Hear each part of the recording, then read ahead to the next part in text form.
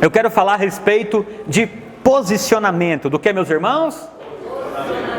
Posicionamento.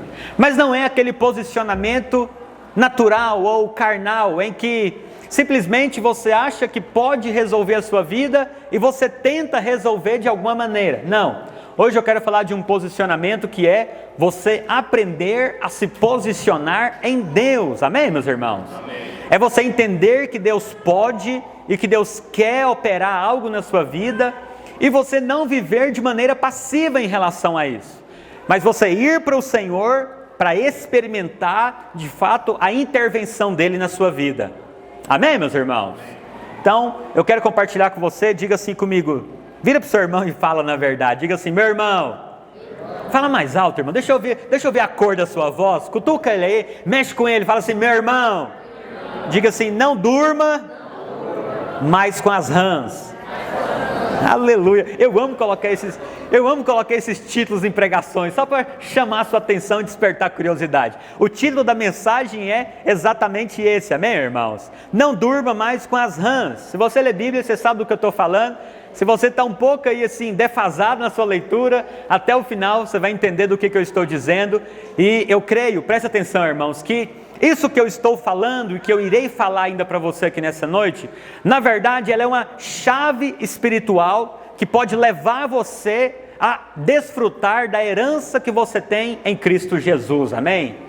Eu creio que isso que eu vou falar com você aqui tem muito a ver com você aprender a apropriar-se daquilo que a Bíblia diz que você pode experimentar em Deus, em todas as áreas da sua vida, seja na vida natural, espiritual, seja na questão emocional da sua alma. A palavra de Deus fala, irmãos, que a vontade de Deus é que nós sejamos encontrados íntegros e irrepreensíveis na vinda do Senhor Jesus. Mas em qual faculdade do nosso ser? A Bíblia diz, no nosso espírito, alma e o que mais, irmãos? Diga, eu sou um ser triuno. Você é um ser que tem 3 partes, você é espírito, você possui uma alma e você habita em um corpo. E a vontade de Deus é trabalhar e manifestar a glória dele em cada uma das partes do seu ser. Diga amém. Amém. Se você não dizer amém, eu vou fazer você falar amém aqui até o final. Aleluia. Falar amém é importante, amém, meus irmãos? Amém. Então é isso aí. Quando você fala amém, você está dizendo assim seja, eu me aproprio. Então, muito bem, dito isso, deixa eu contar uma coisa para você, irmãos. A Bíblia fala que, na verdade, antes de nós lermos alguns textos, eu estou apenas introduzindo para você entender melhor, mas eu tenho pensado no seguinte, irmãos, nós não somos melhores do que ninguém, mas você sabe, nós temos sido muito favorecidos por Deus. Temos ou não temos, irmãos? Sabe, você vem para cá, você não ouve palavras de acusação, de condenação, você vem para cá muitas vezes pesado, e quantas vezes você sai daqui extremamente leve, sim ou não? Por que isso acontece, irmãos? Porque nós entendemos que o Evangelho, ele produz isso. O Evangelho, ele tira os fardos. E nós temos recebido muita luz de Deus a respeito da obra consumada. A respeito, do pagamento perfeito dos nossos pecados por intermédio de Cristo. E também aquilo que nós podemos acessar em Deus por causa de que os nossos pecados foram perdoados. Temos aprendido ou não temos sobre isso? E uma coisa que eu tenho pensado, irmãos, é que não faz sentido nós estarmos recebendo tanta luz a respeito dessas verdades. A respeito de que nós temos acesso à presença de Deus mediante Cristo e não mediante aquilo que somos, temos ou podemos. Não é uma questão de barganha, mas é uma questão de fé, amém, meus irmãos? Não é uma questão do que eu mereço em relação a Deus, mas é uma questão daquilo que Cristo me habilitou para receber pela perfeita obra dele em meu e no seu lugar. E uma vez que nós começamos a entender o Evangelho, que é essa grande troca do Calvário, ele veio, morreu a minha morte e me deu a sua vida, ele se fez filho do homem e ele me tornou pela fé nele, no Filho de Deus, e é isso que nós somos agora, filhos de Deus. Aleluia. Uma vez entendedores disso, irmãos, não faz sentido nós vivermos uma vida derrotada, não faz sentido nós vivermos uma vida, sabe, irmão, cheia de morte, de tristeza, de miséria, de angústias. Não estou dizendo que dias maus não virão, mas eu quero dizer para você, os dias maus, eles precisam ser subjugados pela verdade daquilo que nós somos em Deus. E muitas vezes nós ficamos passivos diante dessas situações. Mas a Bíblia vai dizer, irmãos, que a fé, ela é o acesso a essa herança que nós temos em Deus. Vamos ler sobre isso? Coloque aí para mim, Romanos 5:1. Lá em Romanos capítulo 5, verso 1, irmãos, a palavra do Senhor diz assim: justificados, pois, mediante a fé, nós temos o que, meus irmãos? Paz com Deus. Aleluia, ter paz com Deus é fundamental. Por meio do que, irmãos? Daquilo que você é, tem, pode, sim ou não? Por meio de nosso Senhor Jesus Cristo. Avança, verso 2. Por intermédio de quem obtivemos igualmente o que, meus irmãos? Acesso. Jesus te deu o que, irmãos? Acesso, meu Deus do céu. Irmãos, ter acesso é maravilhoso. Você sabe, deixa aí no texto. Deixa eu te dizer uma coisa.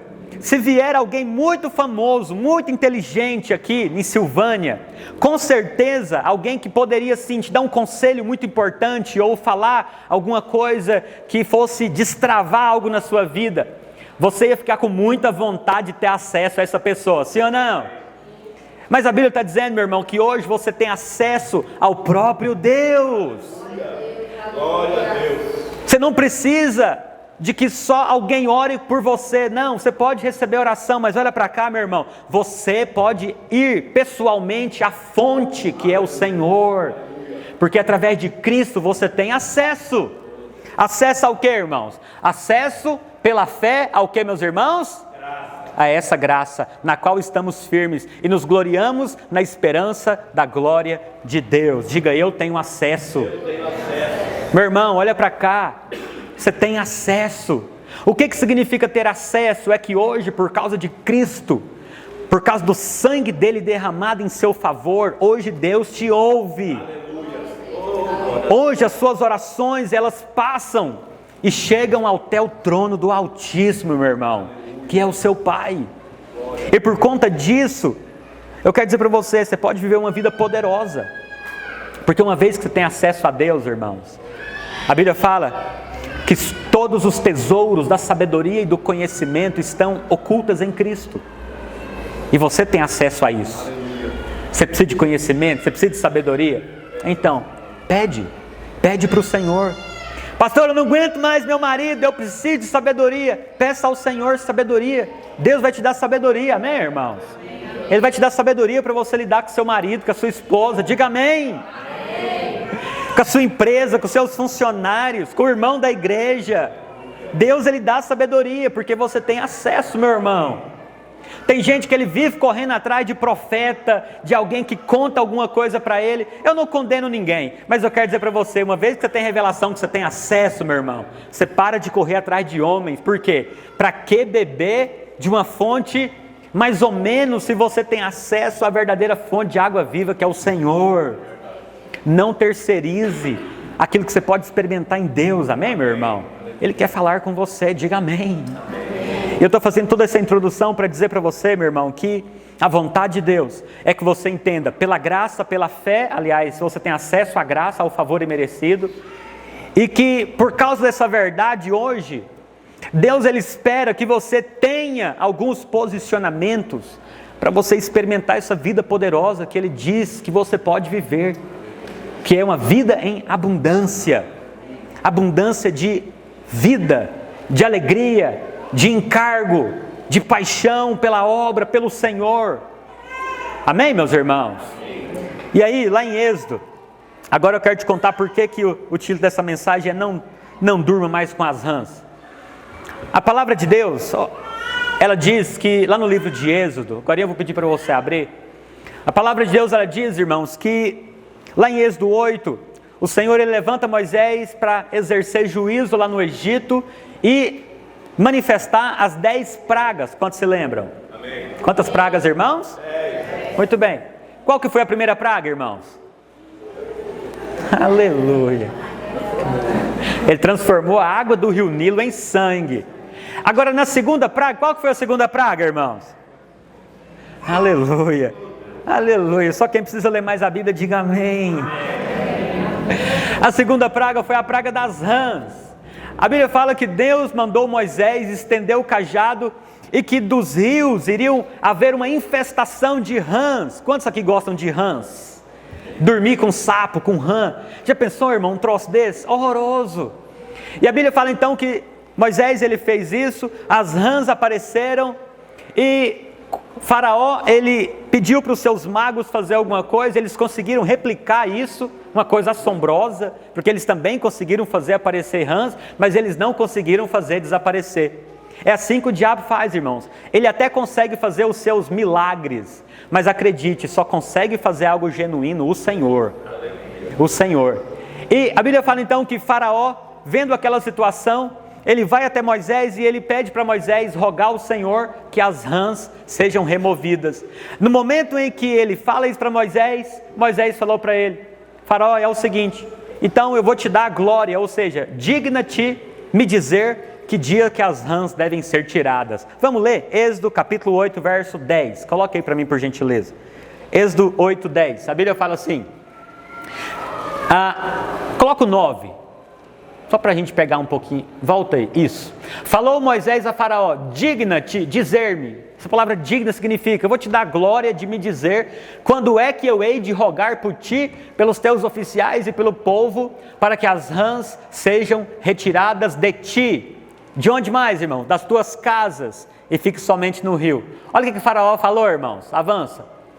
Ele respondeu: que dia, irmãos? Amanhã. Faraó decidiu fazer o que, irmãos? Dormir mais uma noite com as rãs. Esse é o título da palavra.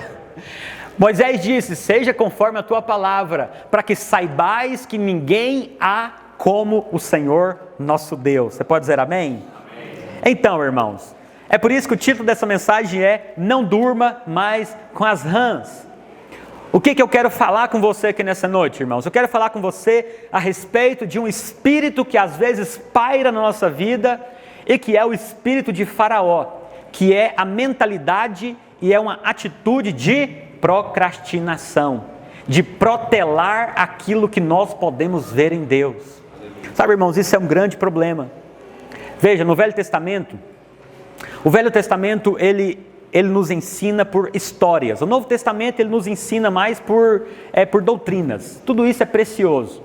Mas o Velho Testamento, a Bíblia diz que ele é uma sombra e ele aponta para o Novo. Então, a simbologia dessa passagem aqui é mais ou menos assim. O Egito, ele é um símbolo do mundo, ok? Egito é um símbolo do mundo. Os israelitas, eles são um símbolo daqueles que estão oprimidos no mundo. Faraó, ele é uma representação do diabo. E Moisés, ele é um símbolo do libertador verdadeiro que viria, que é quem, irmãos? Que é Jesus, ok? Então, o que significa isso, irmão? Significa que a procrastinação, de fato, ela é uma obra do diabo. Muitas vezes, irmãos, o que o inimigo faz? O inimigo, ele se levanta contra nós para quê? Para gerar em nós desânimo, desapontamento, incredulidade, medo. Com qual propósito? Com o propósito de fazer com que nós fiquemos protelando aquilo que Deus quer fazer na nossa vida. Nós ficamos adiando o milagre, adiando o mover de Deus na nossa vida. E aí nós paramos e falamos: não, se Deus quiser, Ele vai fazer. Não, mas eu quero dizer para você, Deus quer fazer na sua vida. Amém. Se Ele não quisesse fazer, Ele não tinha dito que já te deu acesso, amém, irmãos? Agora, a grande questão é, o que nós estamos fazendo com esse acesso? Porque a vontade de Deus é que nós peguemos esse acesso pela fé, a graça, o favor de Deus que está sobre nós, e que nós nos posicionemos diante das rãs que vêm sobre nós, amém, irmãos? Diante das situações de derrota, de fracasso, as situações que têm se levantado contra nós, não importa na área que seja uma debilidade pessoal, seja alguma situação que não rompe na sua vida, seja um medo, uma enfermidade, não importa, tudo isso é rã, amém, meus irmãos? O que é rã? Rã é uma coisa feia, nojenta, desagradável, que não deveria estar na nossa vida, mas está lá, ela está lá, e nós estamos deixando ela ficar lá, nós estamos acostumando com a rã. Eu pergunto para você, olha para cá, que dia que você quer que as rãs saiam sobre a sua vida? Aleluia. Aí você fala: pastor, mas depende de Deus. Não, eu estou te contando, o acesso já foi dado, irmãos. O Senhor já disse, você pode chegar, você pode clamar, você pode orar, e Ele vai intervir, Ele vai manifestar. Você pode dizer amém? Amém. É importante nós entendermos isso. Por isso eu quero então dar alguns exemplos para você, com o resto de tempo que eu tenho, ou seja, até meia-noite, aleluia. Eu quero contar para você, estou brincando, alguns exemplos de homens e mulheres de Deus que eles aprenderam a aplicar fé. Porque o que eu estou contando para você aqui hoje, o que eu estou tentando explicar para você, é que Deus, Ele te deu fé, Ele te deu acesso a Ele pela fé, e agora Ele quer que você aprenda a exercer fé, executar a sua fé, para que ela se torne operante, para que você veja através da execução da sua fé, da aplicação da sua fé, você veja as rãs saindo sobre a sua vida, você veja a manifestação de Deus sobre você. Você pode dizer amém? Homens e mulheres de Deus, irmãos, tanto no Velho quanto no Novo Testamento, eles entenderam isso que eu estou dizendo para você. E presta atenção, isso é uma chave espiritual, irmãos. A passividade não se alcança nada. Eu tenho percebido que, porque eu não sei se você sabe, existe uma diferença na Bíblia entre fé e esperança. Na verdade, as duas são muito importantes, elas não são sinônimas, mas elas são muito importantes e elas caminham juntos. Não tem como ter fé sem ter esperança. Mas o que eu percebo muitas vezes na nossa vida, irmãos, é que muitos de nós recebemos fé da parte de Deus, nós recebemos acesso ao trono da graça, mas nós vivemos uma vida meramente no campo do quê? Da esperança. Nós ficamos apenas esperando que algo aconteça. E agora com essa questão de nós termos revelação do Evangelho da Graça, nós perdemos muito esse entendimento de que nós precisamos nos posicionar, amém, irmãos? Que nós precisamos exercer a nossa fé diante das rãs que se levantam contra nós, das circunstâncias desfavoráveis, de questões que nós precisamos romper com elas nas nossas vidas. E o dia que nós aprendemos, irmãos, a fazer uma junção entre graça de Deus e o nosso posicionamento em relação ao Senhor, diante da vida, daquilo que nós passamos, então nós entramos numa nova dimensão de vida, nós entramos numa nova dimensão de fé, de caminhada e daquilo que nós podemos experimentar em Deus. Você pode dizer amém? O primeiro exemplo que eu quero te contar a respeito disso, não tem como não falar desse cara, é o exemplo de Jacó. Inclusive você que está aqui, que vai no encontro, você vai ouvir a primeira palavra sobre Jacó e sobre o Peniel. E é muito parecido com o que eu vou contar para você aqui nesse primeiro exemplo. Quantos se lembram de Jacó? A Bíblia lá em Gênesis 32, não precisa colocar ainda, pode deixar engatilhado aí, Gênesis 32, 22. A palavra de Deus, ela conta a história de um homem chamado Jacó. A Bíblia diz que Jacó, ele era irmão gêmeo de outro rapaz chamado Esaú, ok? E a palavra do Senhor diz então que eles, ao nascerem, Jacó, ele nasceu segurando o calcanhar do irmão. Pelo que parece, isso é um símbolo ou um exemplo de que Jacó, ele estava querendo passar o irmão para trás ou algo assim. E por causa disso, o pai e a mãe dele, que era Isaac, ok? Isaac era o pai de Jacó, Jacó e Esaú eram filhos de Isaac e de Rebeca. Eles decidiram colocar o nome do menino então de quê? De Jacó. O nome Jacó significa suplantador, ou também significa aquele que segura o calcanhar, mas significa suplantador, enganador. Olha o nome que eles colocaram no filho, irmãos. Suplantador, aquele que passa para trás, aquele que engana. É um nome muito ruim, sim ou não? Mas eles colocaram esse nome em Jacó. E de fato, irmãos, Jacó, ele se tornou isso que o nome dele falava. E a palavra do Senhor diz que Jacó, então, ele era o irmão mais novo. Mas um belo dia, o irmão dele mais velho, que era Esaú, e naquela época, naquela cultura, o irmão mais velho, ele tinha direito a algo chamado direito de primogenitura. O que significa isso? A primogenitura era o irmão, o filho que nasceu primeiro, ele tinha direito a uma parte muito maior da herança dos pais, e ele tinha direito também a uma bênção patriarcal na época. Era uma bênção que o pai liberava, porque estava dentro de uma aliança que Deus tinha colocado para aquele povo.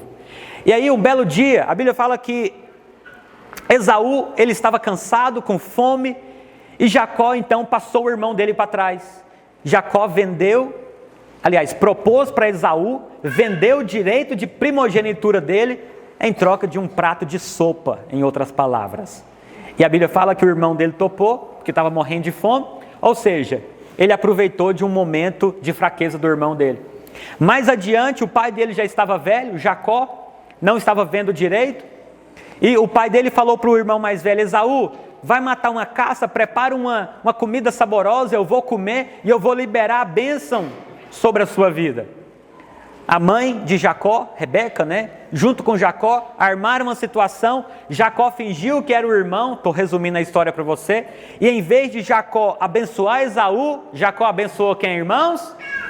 Isaac abençoou quem? Jacó. Ou seja, segunda vez, Jacó passa o irmão para trás, agora ele passa o pai para trás. Resumindo a história, irmãos, Jacó, depois disso, ele fugiu de casa e ele foi morar com o tio dele chamado Labão. Só que era mais ou menos assim, irmão, Jacó era terrível, mas Labão, ele tinha doutorado em ser malandro e pilantra. Ele foi morar com alguém muito pior do que ele. E a vida de Jacó, irmãos, consiste em ele enganando e sendo enganado. Enganando e sendo enganado. Talvez você fale, pastor, essa não é minha história. Mas quem sabe a sua história é, o tempo inteiro você tem que dar um jeito de pôr a mão ou fazer alguma, como diz o Goiano, alguma maracutaia para as coisas dar certo na sua vida. Você tem que, ou seja, você não consegue ser completamente reto em alguma coisa, você tem que dar um jeito. Essa não é a vontade de Deus para nós, amém, irmãos? E aí o que aconteceu, irmãos? A palavra do Senhor diz que um belo dia, continua prestando atenção que nós vamos ler o texto agora. Um belo dia, depois de muitos anos, Jacó, já casado, resolve voltar para casa, então, dos seus pais. Nesse dia, irmãos, ele recebe a notícia, olha, o seu irmão Esaú, que você passou para trás, ele está vindo encontrar com você. E está vindo 400 homens com ele. Ou seja, seu irmão está vindo resolver aquela parada.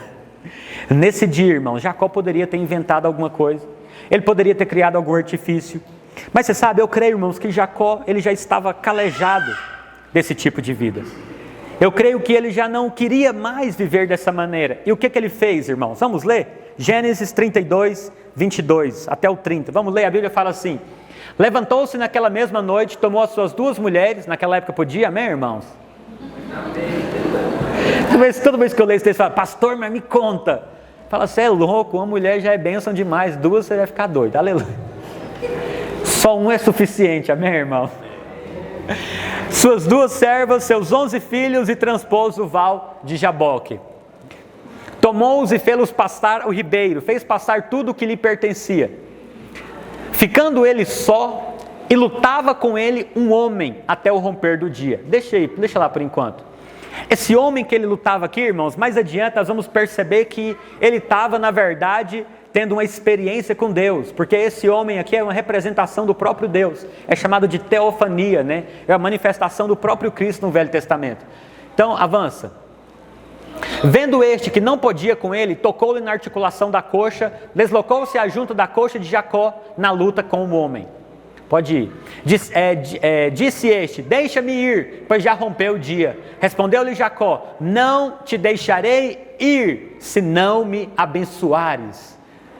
Perguntou-lhe, pois, como te chamas? E ele respondeu, Jacó. Então disse, já não te chamarás Jacó, e sim Israel, pois como príncipe lutastes com quem, meus irmãos? Deus. Aleluia, e com os homens e prevaleceste. Verso 29.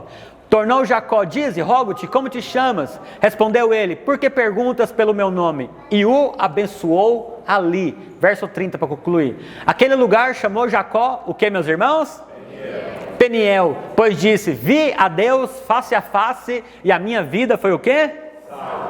O que aconteceu aqui, irmãos? O que aconteceu aqui foi o posicionamento de um homem que disse basta para as rãs. Ele não quis mais que a solução viesse outro dia. Ele parou e ele tomou uma decisão em Deus. Eu não estou falando, irmão, de que se você tomar uma decisão carnal, de que você pode, você consegue, você vai dar um jeito, que você é capaz. Não, eu estou falando de você tomar uma decisão em Deus. De que em alguns momentos da nossa vida, irmãos, nós precisamos parar, olha para cá, e nós precisamos ter uma santa indignação por causa de algumas situações que vêm se arrastando na nossa vida. Foi assim com Jacó. Chegou um momento da vida dele que ele tomou uma decisão de buscar a Deus intensamente, fervorosamente, até ele ver a sorte dele ser mudada. A Bíblia fala no verso 26 que o Senhor falou para ele: me larga, e Jacó falou: não te deixo até que o Senhor me abençoe. Sabe, irmãos, eu penso, olha para cá, que é isso que nós precisamos entrar como um povo vencedor, irmãos. Eu creio que em dias normais nós oramos, nós buscamos a Deus, mas tem certas situações na nossa vida, irmãos, que nós precisamos nos posicionar de uma maneira mais intensa. Nós precisamos tomar uma atitude de ir para diante do Senhor até nós vermos aquela situação sendo transformada, até nós vermos aquilo ser mudado, até a nossa sorte ser alterada. Mas quantos de nós temos disposição para fazer isso, irmãos? Eu quero dizer para você, isso é uma chave espiritual. O que eu estou pregando aqui para você nessa noite, irmãos, acredite em mim, faz parte da minha história com Deus. Eu acredito demais nisso aqui que eu estou te falando. Porque muitas vezes, irmãos, nós ficamos meramente esperando, mas Deus já falou, você tem acesso. E o Senhor disse, irmãos, que a obra já foi consumada a nosso respeito. Tudo o que nós precisamos já foi liberado sobre nós. Mas tem aquela coisa, nós precisamos nos apropriar. Apropriar-se daquilo que Deus já fez para nós, irmãos, não é uma questão de merecimento, não é uma questão de fazer por onde ou conquistar algo de Deus, mas é uma questão de você buscar a Deus para valer. Tem alguma coisa na sua vida, irmão, que você tem precisado ter um Peniel com Deus? Sim ou não? Eu quero dizer para você, é muito importante nós aprendermos, irmãos, que nós manifestamos a nossa fé. Nós aplicamos fé, tendo um posicionamento de ir para diante de Deus, diante dessas situações. E ter um posicionamento inarredável. Ou seja, eu não largo o Senhor. Eu vou buscar a presença de Deus até eu ver essa circunstância ser alterada. Até eu ver a minha família experimentar mudança. Até eu ver essas cadeias malignas caindo sobre mim. Até eu ver essa enfermidade me deixar. Até eu ver essa guerra espiritual passar. Como Jacó. A Bíblia diz que ele lutou com Deus a noite toda. Nós precisamos pelejar por aquilo que nós queremos ver em Deus, amém, irmãos? Você crê nisso? Aleluia. Segundo exemplo que eu quero dar para você, irmãos, sobre isso, agora eu vou chegar no Novo Testamento, é o exemplo de Ana. A Bíblia conta a história de uma mulher chamada Ana. Quantos já ouviram falar de Ana? Ana era uma mulher de Deus. E ela se casou com um homem chamado Eucana. Olha o nome do cidadão, Eucana. Só que naquela época, eles podiam ter mais de uma mulher, e Eucana era casado com Ana, mas ele também tinha outra esposa. Qual que é o nome da outra esposa, irmãos? Aleluia, irmã, lê Bíblia, olha isso aí. Muito bem. Penina. Então, Eucana era casado com Ana e com Penina. E aí, irmãos, qual que era o grande problema nessa situação? Na cultura da época, irmãos, uma mulher que não tinha filhos, ela era uma vergonha. Na cultura da época, uma mulher que não dava filhos para o marido, porque os filhos naquela época era algo assim, muito valioso, muito valorizado. Hoje nós temos poucos filhos, né? A cultura mudou, fazemos parte de outra cultura na verdade. Mas naquela época, irmãos, isso tinha muito valor. E o que acontece? A Bíblia fala que Ana, ela era o que, meus irmãos? Ela era estéril. E aí, irmãos, havia uma amargura de alma na vida dela, por quê? Porque a outra do marido vivia provocando ela. E Ana vivia uma vida de amargura de alma. Por quê? Porque não tinha filhos. Não tinha filhos. Ela era provocada constantemente com o fato de não poder ter filhos, por ela ser estéril. Ela era uma mulher que vivia dias de vergonha, sem frutos, sem resultados na vida. Talvez, irmãos, você está aqui e você tem lutado por dias ou até anos por falta de frutos ou falta de resultados na sua vida. Talvez você tenha lutado com alguma situação no sentido de essa questão ir passando pela sua vida por muito tempo. Mas eu quero convidar você nessa noite para você ter uma atitude assim como Ana teve. Vamos ler 1 Samuel 1:1. Vamos ler aqui todo o contexto. Nós vamos ler uma porção generosa aqui desse texto. Deixa eu abrir aqui que fica melhor para eu ir lendo. 1 Samuel 1:1. A Bíblia fala assim: houve um homem em Ramataim Zofim, da região montanhosa de Efraim, cujo nome era Elcana, filho de Jeroão, filho de Eliú, filho de Tou, filho de Zuf. Tá aí um bom nome para você colocar nos seus filhos, irmãos, ó. Tou, Zuf. Coitado, né? Zuf, Eframita. Tinha ele duas mulheres, uma se chamava Ana e a outra Penina. Penina tinha filhos, Ana, porém, não os tinha. Este homem subia da sua cidade de ano em ano a adorar e a sacrificar ao Senhor dos exércitos em Siló. Estava ali os dois filhos de Eli, Ofni e Finéias, como sacerdotes do Senhor. No dia em que Elcana oferecia o seu sacrifício, dava ele porções deste a Penina, sua mulher, e a todos os seus filhos e filhas. A Ana, porém, dava porção dupla, porque ele a amava, ainda mesmo que o Senhor a houvesse deixado estéril. Sua rival a provocava excessivamente para irritar, porquanto o Senhor lhe havia cerrado a madre. E assim o fazia ele de ano em ano. E todas as vezes que Ana subia à casa do Senhor, a outra a irritava, pelo que chorava e não comia. Verso 8. Então Elcana, seu marido, lhe disse: Ana, por que choras? E por que não comes? E por que estás de coração triste? Não te sou eu melhor do que 10 filhos? Isso aqui eu já falei para minha esposa. Não sou eu melhor do que vários filhos? Você tem que aproveitar, irmão. Aleluia. Verso 9. Após terem comido e bebido em Siló, estando ali o sacerdote assentado numa cadeira, junto a um pilar do templo do Senhor, levantou-se Ana e com amargura de alma orou ao Senhor e chorou abundantemente e fez um voto dizendo: Senhor dos exércitos, se benignamente atentardes para a aflição da tua serva e de mim te lembrardes e da tua serva te não esquecerdes e lhe deres um filho varão, ao Senhor o darei por todos os dias da vida e sobre a sua cabeça não passará navalha. Demorando-se ela no orar, olha que interessante, irmãos, ela não fez uma oraçãozinha. A Bíblia fala o quê? Demorando-se ela em orar. Ou seja, ela orou muito, irmãos. Ela orou para valer, ok? Perante o Senhor, passou Eli a observar-lhe o movimento dos lábios. Eli era o sacerdote, amém?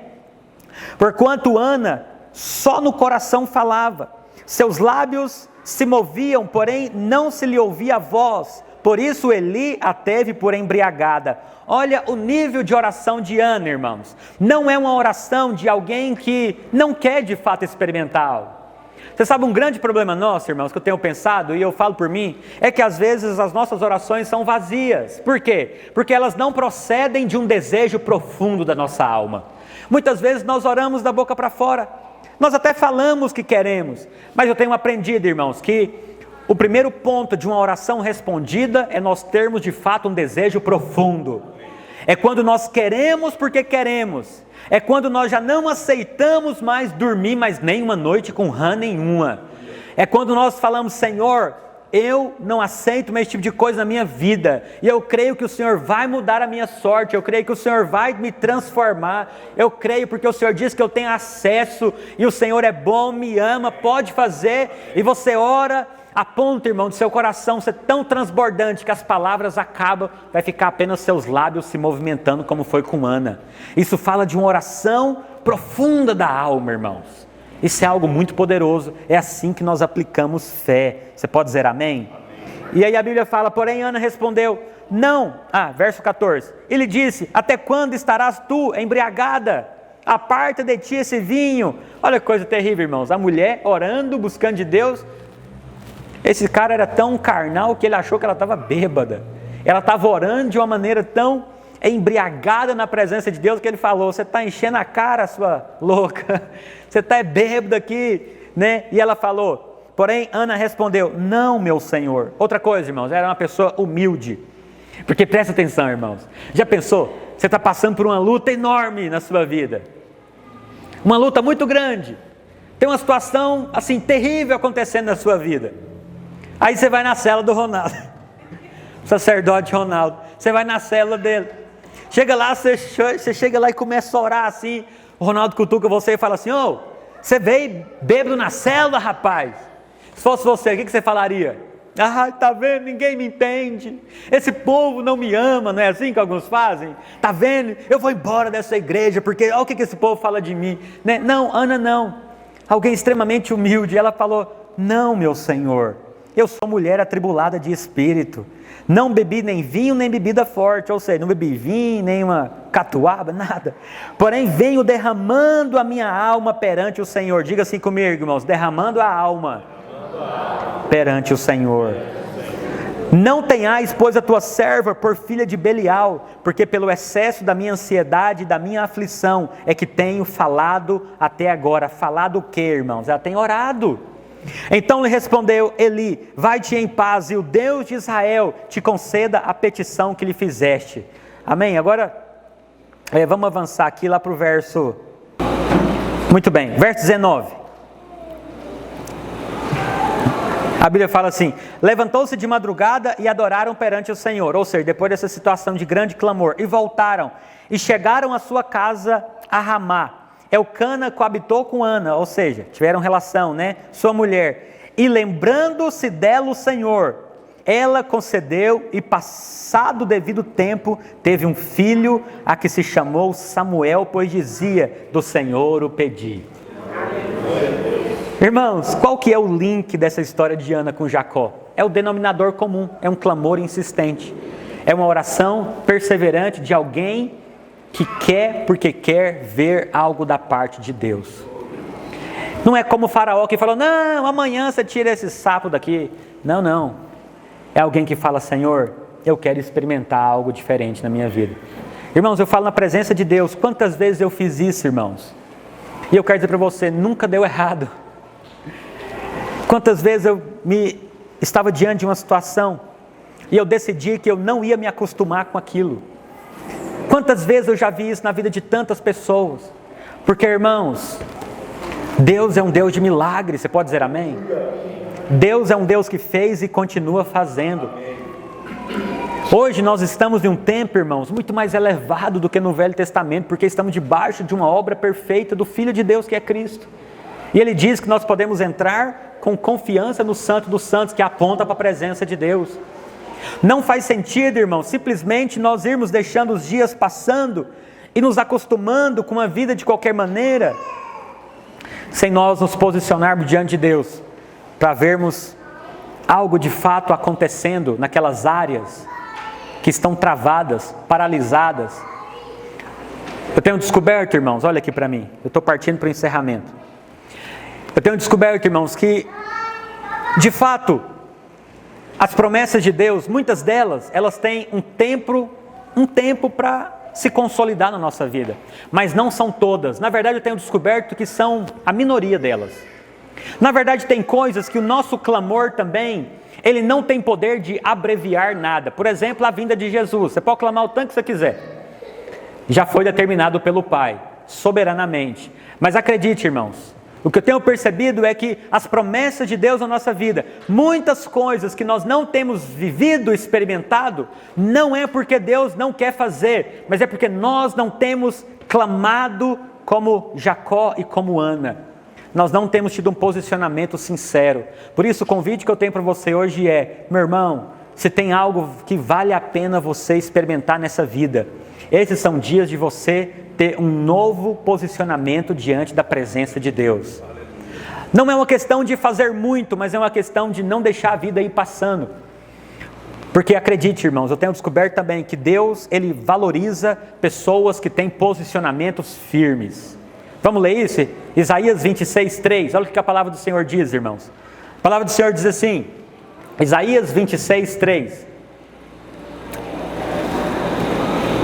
Tu, Senhor, conservarás em perfeita paz aquele cujo propósito é o que, meus irmãos?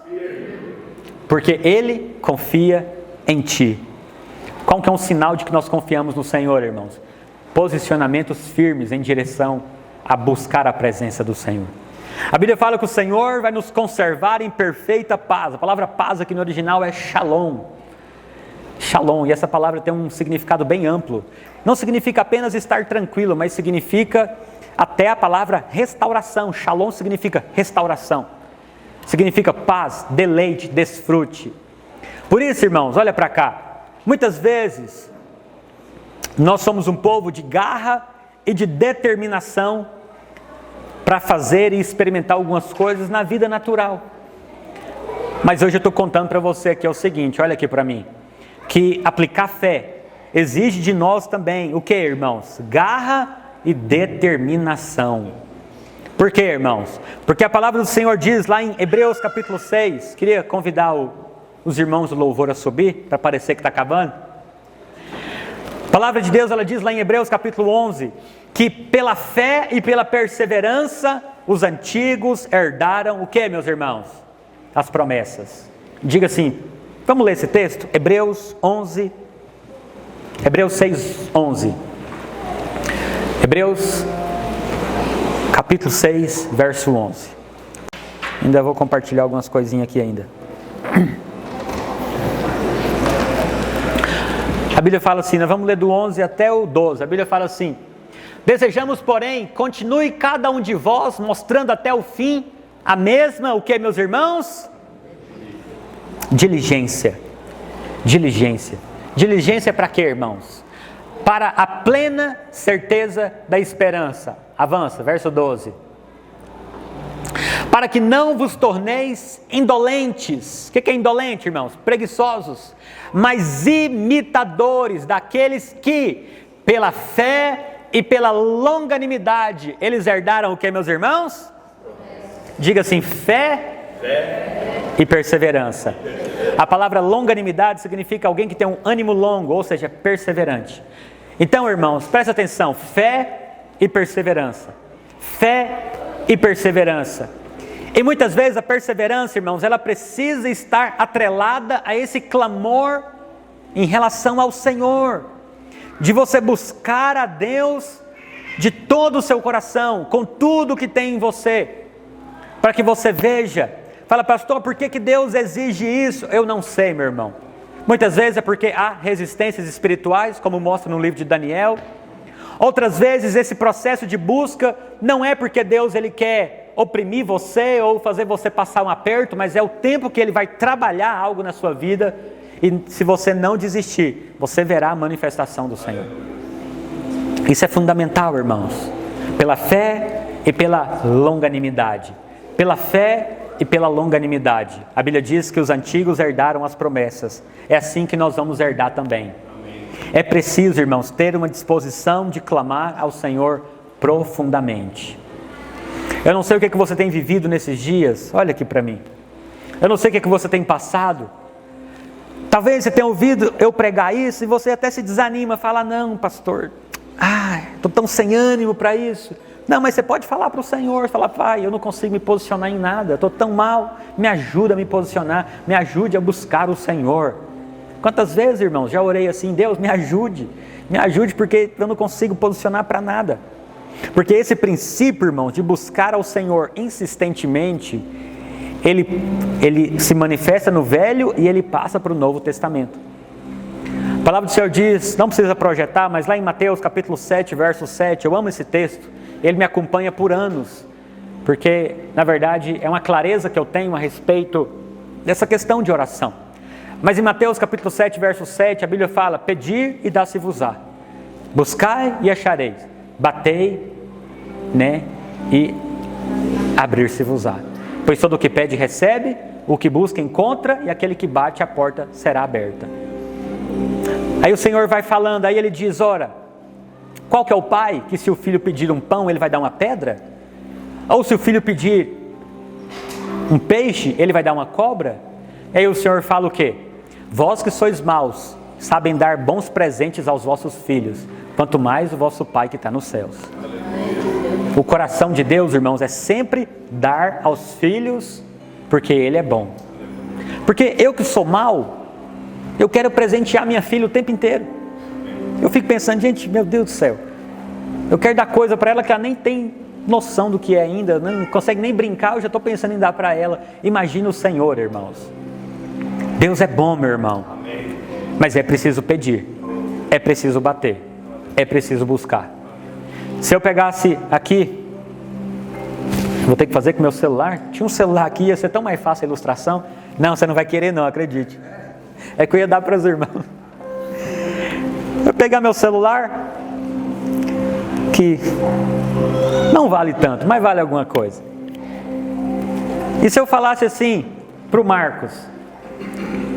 Aí o Marcos chegasse para mim e comentasse assim, falasse, nossa, eu preciso tanto de um celular, estou sem celular. E eu pegava meu celular, ou até pegava um celular melhor, iPhone 15, sei lá, Hyper Mega Power, mas não sei o que, né? Tem até mais do que isso, né? E eu falasse para ele, Marcos, está aqui, você sabe, eu te dou de presente. E aí o Marcos estava bem assim, sentado lá onde ele está. E eu falava para ele, Marcos, está aqui, o iPhone novo tão sonhado. Não é esse aqui não, porque está longe de você, viu, Marcos? E eu falava, Marcos, está aqui, é para você. Você quer? E o Marcos, quero, então é seu. Aí eu coloco aqui, fala, é seu. E aí o Marcos poderia continuar falando, uai, como assim? É meu ou não é? Fala, não, é seu.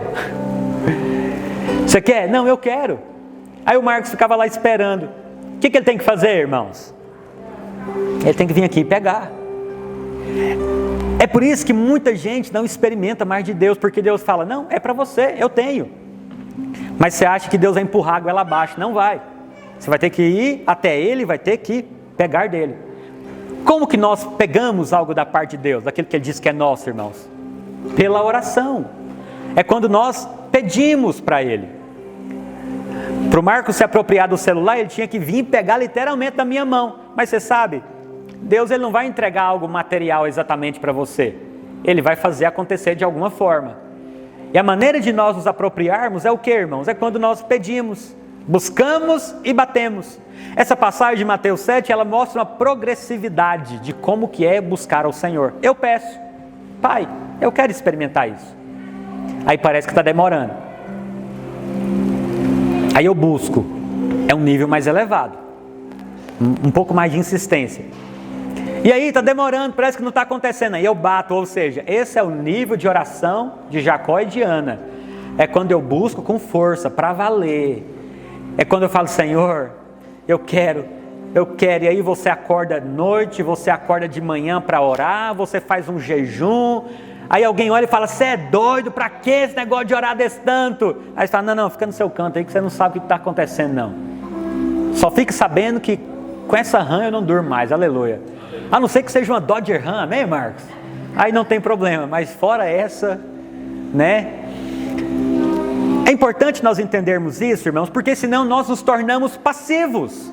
E nós ficamos naquele pensamento, não, se Deus quiser, mas Deus quer, meu irmão. A palavra de Deus fala lá em 2 Coríntios, capítulo 1, que em todas as suas promessas, a Bíblia diz que Deus já tem o sim, Ele já tem o amém para nós.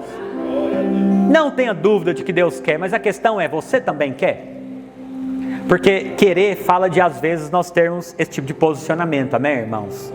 Eu quero ler o último texto de hoje com você, que é, na verdade, uma parábola que Jesus contou sobre esse assunto, que eu acho muito legal, que é a parábola do juiz iníquo. Abra nós, lá em Lucas 18, 1.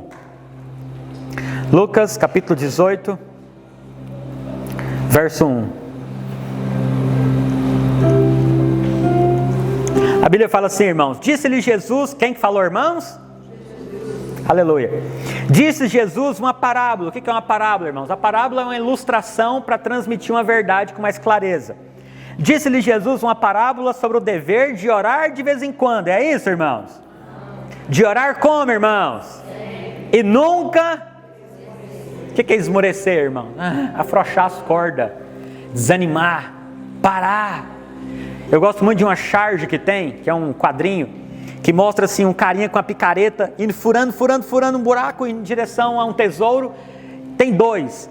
Um, na hora que está chegando perto, ele para, está pertinho, tem só uma camada para ele furar e chegar no negócio. Quando já viram esse negócio? Eu acho muito interessante. Eu costumo olhar para eles e falar, puxa vida, eu acho que assim são algumas orações nossas. Nós abortamos o processo, está chegando o negócio. Ou seja, o anjo está trazendo a resposta, mas Daniel quebrou o processo. Estou contando para você do que aconteceu com Daniel. Porque esmorece. Aí Jesus vai e fala, havia em certa cidade um juiz que não temia a Deus e nem respeitava homem algum. Parecido com alguns juízes que tem por aí que eu não quero falar, aleluia. Havia também naquela mesma cidade uma viúva que vinha ter com ele, O que a viúva estava dizendo, irmãos? Julga a minha causa contra o meu adversário. Ele por algum tempo não quis atender, mas depois disse consigo: bem que eu não temo a Deus e nem respeito homem algum. Todavia, como essa viúva me importuna, julgarei a sua causa, para não suceder que por fim venha a molestar-me. Ou seja, essa mulher está me perturbando demais.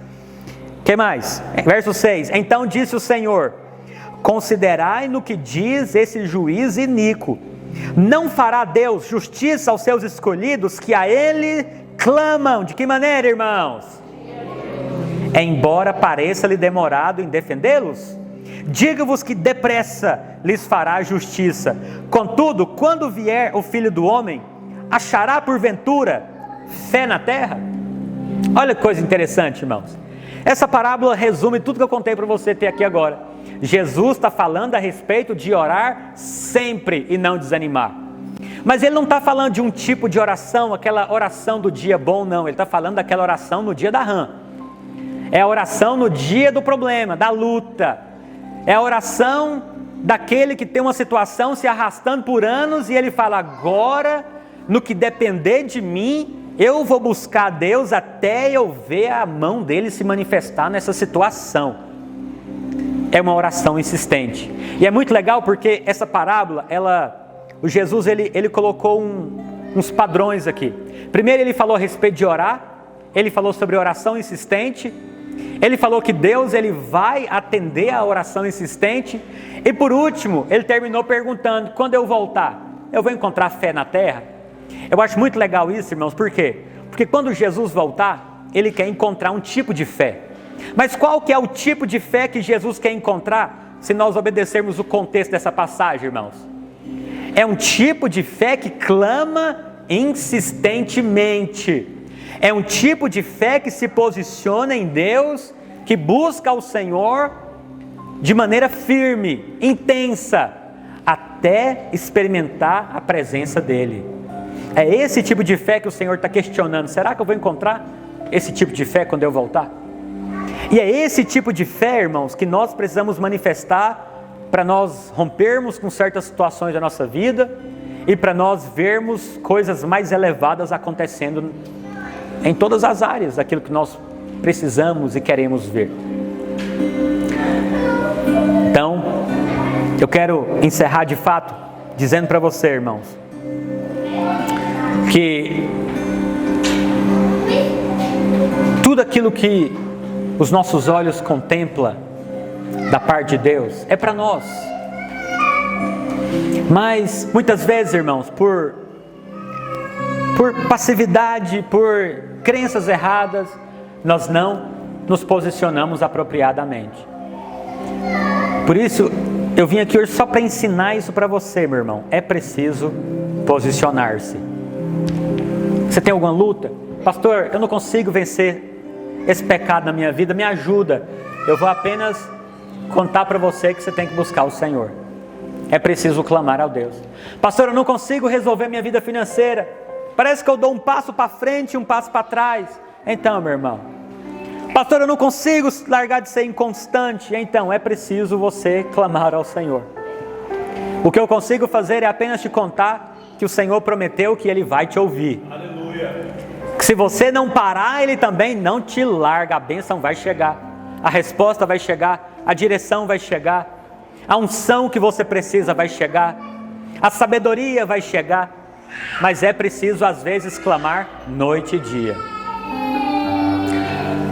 Sabe, irmãos, que nesses dias o Senhor acorde você à noite para você orar. Eu vi uma imagem muito engraçada esses dias, que era assim, era alguém falando assim: olha, quando o profeta chega para você e fala: Deus tem visto as suas orações de madrugada. Aí, na imagem aparecia o cara dormindo de madrugada. E ele falou: o profeta está mentindo, que eu não estou orando nada de madrugada. Pastor, tem que ser de madrugada? Não, apenas posicione-se para a vitória, né, irmãos? Posicione-se para você ver aquilo que o Senhor vai fazer. Pastor, a vida com Deus é isso? Eu tenho que me matar então? Não é sempre. Tem dia que você abre a boca, as coisas acontecem. Tem ou não tem, irmão? Tem dia que você acaba de falar com o Senhor, o milagre acontece, você é cheio de presença de Deus. Tem dia que é incrível. Mas tem dias que o Senhor pergunta, e aí, quando que você quer que essa rã saia da sua vida? Nesse dia, eu aconselho você a falar, Senhor, para ontem. E você clamar e buscar, e chamar a existência, e chorar diante do Senhor. Irmão, se não tem algo na sua vida que vale a pena você chorar diante do Senhor como Ana, então você não entendeu ainda o que é ter um desejo profundo. Mas você sabe, eu tenho percebido outra coisa também, eu quero concluir dizendo isso. Deus, irmãos, Ele nos chama para fazer algo muito louco, porque Deus, Ele nos chama para fazer uma obra muito maior do que nós. Nós não conseguimos, na verdade, fazer a obra de Deus. E aí é por isso que eu disse que é muito louco, porque Deus, Ele nos convida para algo que nós não podemos fazer. Ou seja, Ele chama uma estéril para ser mãe de filhos. Você fala, é muita maldade. Não, não é maldade, é porque Ele quer manifestar a glória dEle. Quando você consegue fazer alguma coisa, a glória é sua, porque você que fez. Mas quando você faz algo que só Deus pode fazer, a glória não é sua, sabe por quê? Porque se foi feito, é porque Ele fez através de você. Por isso que eu amo fazer encontro com Deus. Por quê? Porque encontro com Deus tem que jejuar e tem que orar muito. Por quê? Eu consigo pregar, mas não consigo convencer ninguém. Eu consigo impor as mãos, mas eu não consigo encher ninguém do Espírito. Eu consigo falar sobre o inferno, mas não consigo convencer ninguém do pecado, da justiça e do juízo. Aí nós oramos muito. E aí Deus, Ele vem e faz. E aí nós vemos uma obra maior do que nós. Por quê? Porque é Deus que está fazendo. É por isso que às vezes Ele permite você passar por situações que são maiores que você. Só para você não dar conta e você ter que lembrar que há um Deus que é o Deus do impossível. Um Deus das causas grandes, que remove as rãs. Amém, meus irmãos? Eu quero encorajar você nesses dias a entrar numa dimensão de clamor como esses homens e mulheres de Deus. A você a buscar a face do Senhor. Tem alguma coisa, irmãos, que você tem desejado muito ver na sua vida?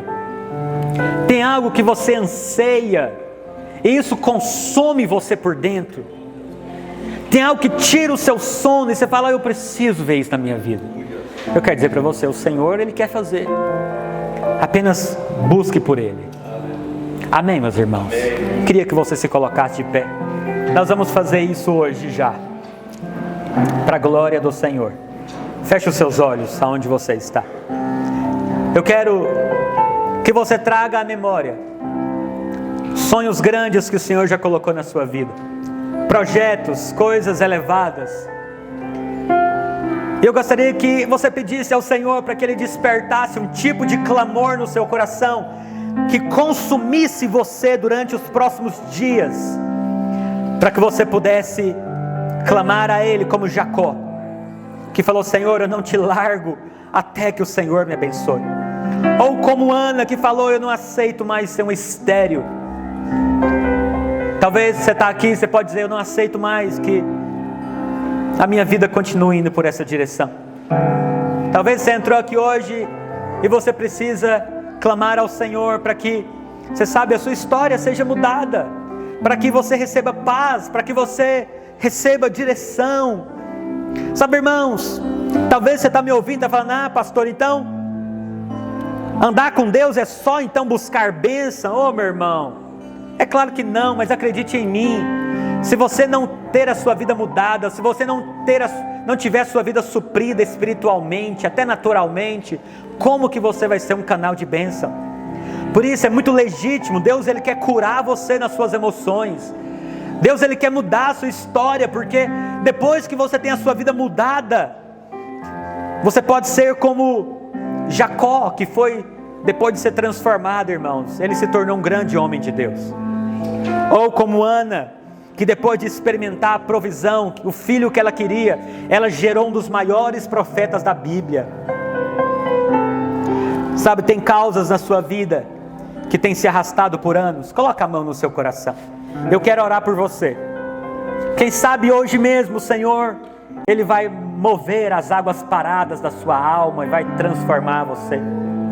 Oh meu irmão, há um ambiente aqui de clamor. Erga a sua voz, comece a clamar ao Senhor nessa noite. Os irmãos vão ministrar com os instrumentos aqui. E você vai clamar ao Senhor. Fala para Ele: Senhor, eu não te largo até que o Senhor não mude a minha sorte, até que os vícios se rompam, até que o pecado se rompa, até que o medo se rompa, até, Senhor, que a miséria se rompa, o medo, até que essa vida sem propósito se encerre. Oh, em nome de Jesus, Pai, nós clamamos ao Senhor nessa noite. Nós cremos que o Senhor é galardoador daqueles que te buscam. Senhor, nós clamamos ao Senhor. Espírito de Deus, encontre nessa noite homens e mulheres com um clamor genuíno, ó Deus, para ver a mão do Senhor, para ver o operar do Senhor. Ó Deus, eu creio a unção neste lugar, nessa noite, para quebrar cadeias. A unção do Senhor nessa noite para abrir portas, para transformar vidas, para mudar a sorte. Ó Deus, em nome de Jesus, Senhor, nós nos posicionamos diante do Senhor e proclamamos: remove, Senhor, remove as rãs, remove, Senhor, aquilo que está preso na nossa alma, nas nossas emoções, na nossa mente. Remove, Senhor, uma vida de escassez, remove uma vida de falta de frutos, remove uma vida de falta de propósito. A tua palavra diz, Senhor, que o Senhor é um Deus que põe termo na guerra. O Senhor é um Deus que muda os tempos e muda as estações. Muda nessa noite a nossa sorte. Vem, Senhor, sobre este lugar, trazendo transformação, trazendo posicionamentos, porque nós cremos que o Senhor é um Deus que responde, que o Senhor é um Deus que se move, que o Senhor é um Deus que atende ao nosso clamor, porque nós temos acesso ao trono da graça. Nós não temos que merecer nada, nós temos apenas que clamar ao Senhor. Por isso nós clamamos: abre, Senhor, as portas. Oh, em nome de Jesus, como igreja, nós proclamamos: oh, mova neste lugar, Senhor. Oh, em nome de Jesus, eu declaro grilhões quebrados, cadeias quebradas. Oh, Espírito de Deus, vem, Senhor, sobre este lugar, vem sobre nós, ó Deus, como uma torrente poderosa. Desfaz as obras do diabo, transforma a nossa sorte, muda o nosso nome nessa noite, Senhor. Oh, Espírito de Deus, nós queremos ver, Senhor, a mão do Senhor. Dá-nos, ó Deus, a disposição de nós clamarmos ao Senhor pela nossa família, pelos nossos filhos, pela nossa casa. Dá-nos a disposição de clamar intensamente pelo nosso ministério, ó Deus, em nome de Jesus. Oh, Shubiande Alabás, Espírito de Deus. Oh, meu irmão, erga sua voz, aproveite a oportunidade, clame, clame, clame, clame. Oh, em nome de Jesus. Se você sentir desejo de orar por alguém, se você sentir um desejo, aproxime de alguém e abençoe o seu irmão. A palavra do Senhor diz que Deus mudou a sorte de Jó quando ele orava pelos seus amigos. Oh, em nome de Jesus, nós proclamamos nessa noite, Senhor, nós cremos que o Senhor é poderoso para fazer. Dá-nos, Senhor, um coração para clamar ao Senhor dia e noite, sem parar. Espírito de Deus, livra-nos, Senhor, de toda passividade, livra-nos, Senhor, de toda letargia, apatia. Sai da nossa vida todo desânimo, toda passividade, toda falta de posicionamento diante do Senhor, em clamar, em buscar a Tua face. Leva-nos, ó Deus, a ser um povo que clama, um povo que busca o Senhor.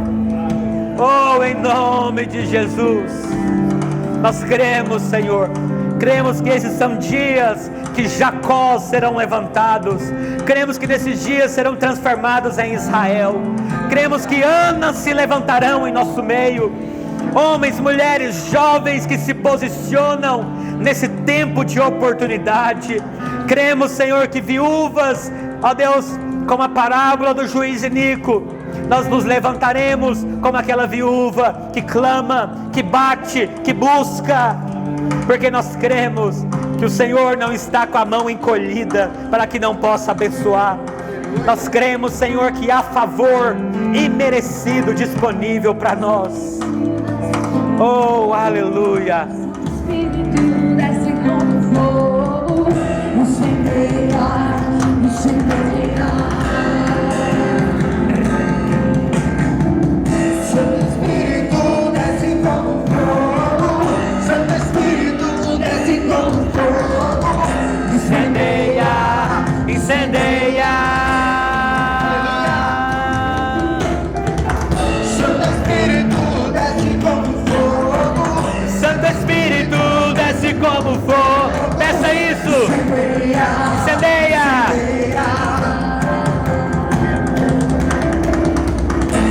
eu quero viver Algo novo. Peça isso ao Senhor. Faz meu coração. faz meu coração de novo, Fazendo todo medo desaparecer, trazendo sobre mim um novo amanhecer. Declare algo novo. Faz meu coração arder de novo, fazendo, trazendo sobre mim um novo amanhecer. Eu quero viver algo novo.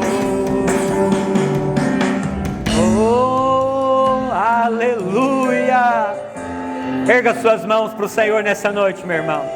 Diga, Pai. Diga, nesses dias. Diga, fortalece-me para que eu possa me posicionar para receber aquilo que já é meu, que é minha herança. Diga, eu creio que esses são dias de milagres, de grandes manifestações, porque eu clamarei e eu verei os céus abertos. Aleluia!